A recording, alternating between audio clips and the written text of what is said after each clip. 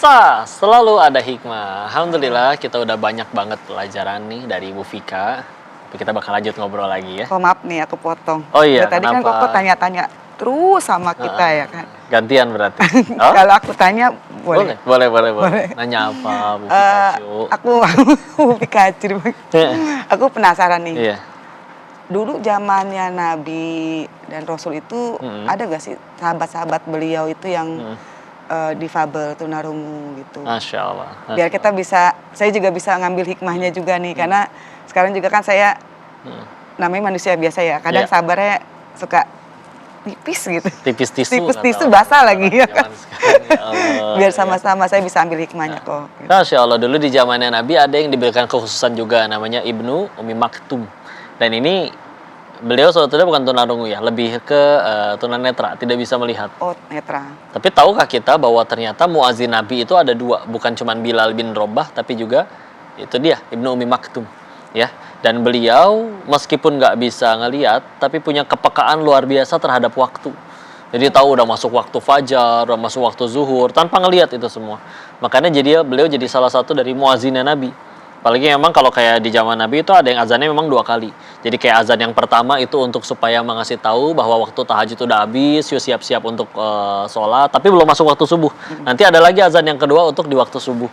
Nah itu makanya muazin Nabi ada 2. Dan yang satu itu dia tadi tunanetra, betul ya, tunanetra tidak bisa melihat, tapi masya Allah jadi salah satu muazin Nabi, sahabat Nabi, diberkahi, dimuliakan. Kita tetap dianjurkan mengucapkan radhiyallahu anhu. Sehingga memang betul ya bahwa kalau yang paling mulia di sisi Allah, Al-Hujurat ayat 13, inna akramakum indallahi atqakum, yang paling mulia di antara kalian di sisi Allah adalah yang paling bertakwa di sisinya. Nggak peduli Allah, innallaha la yanzuru ila suwarikum wa amwalikum, Allah nggak melihat bentuk rupa fisik kita ataupun harta kita, walakin yanzuru ila qulubikum wa amalikum, akan tetapi Allah melihat isi hati kita dan juga amalannya, kata Nabi seperti itu. Masya Allah.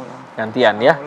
Oh pengen minta Bu Pikachu, Mbak Winda juga untuk supaya tuh berpesan kepada semua yang nonton, ada nasihat apa enggak terkait apapun boleh supaya tambah semangat jalanin hidup. Pesannya apa ya, bingung. Pesannya untuk teman-teman tunarungu atau masyarakat. Iya. Banyak ada teman untuk iya, semangat gitu. Coba lihat kamera. Kamera. Nanti diterjemahin. teman-teman Untuk teman-teman tunarungu. lihat Kan teman-teman udah nggak bisa dengar, nggak bisa.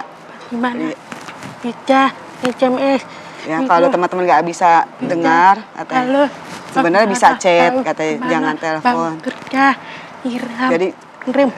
Jadi saya juga sebenarnya mau kerja Grab, terus semangat mendukung gitu kan, mencari paket gitu. Jadi teman-teman bahagia. Tuh. Rangkumin Bun, ulangin.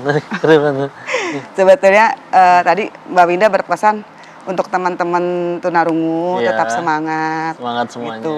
Sebetulnya teman-teman dengar juga banyak yang mendukung. Oh, ya kan? Banyak yang dukung kita ya. Bisa bantu, tadi bisa bantu video call. Ya, betul. Kalau nanti dibantu dengan video call kalau memang pun ya maksudnya seperti ke saya gitu, kalau misalnya dia tidak tahu jalan atau alamat atau apa, dia bilang gitu, tetap semangat untuk cari kerjaan, paket, kata dia bilang begitu.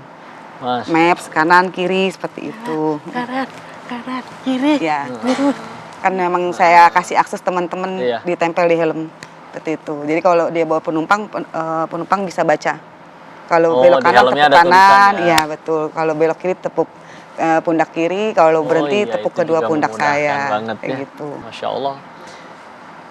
Allah takdirin kita menciptakan laqad khalaqnal insana fi ahsani taqwim. Allah menciptakan manusia itu dengan sebaik-baiknya.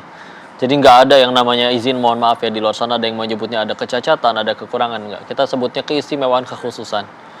Tetap bisa mulia. Tetap ciptaan Allah. Mereka juga nggak milih kayak gitu. Tapi mereka dan kita semua bisa pilih mau meninggal dalam keadaan seperti apa. Mau tetap mohon maaf jadi orang yang terus ngambek sama Allah, ngeluh, atau malah menjadikan ini jalan dia tambah hebat. Izin misalkan orang sehat nulis kadang nggak bisa, bahkan nggak laku-laku, Ada orang bahkan yang punya kekhususan, lihat ini tetap bisa menghasilkan, berkeluarga, anak 3, punya karya, produktif. Gak nyerah dengan keadaan. Dan ketika akhirnya sanggup menaklukkan itu semua, tambah tinggi derajatnya, tambah mulia di sisi Allah. Gak cuma itu, Allah bahkan muliakan di depan manusia. Berapa banyak orang pengen masuk TV gini sampai ngehalalin segala cara. Nih, datang ke sini, diundang. Masya Allah. Dan ini jadi motivasi kita untuk bisa terus jadi manfaat hidupnya. Gak cuman ngambek aja terus ngalah-nyalahin diri ke Allah. Ya.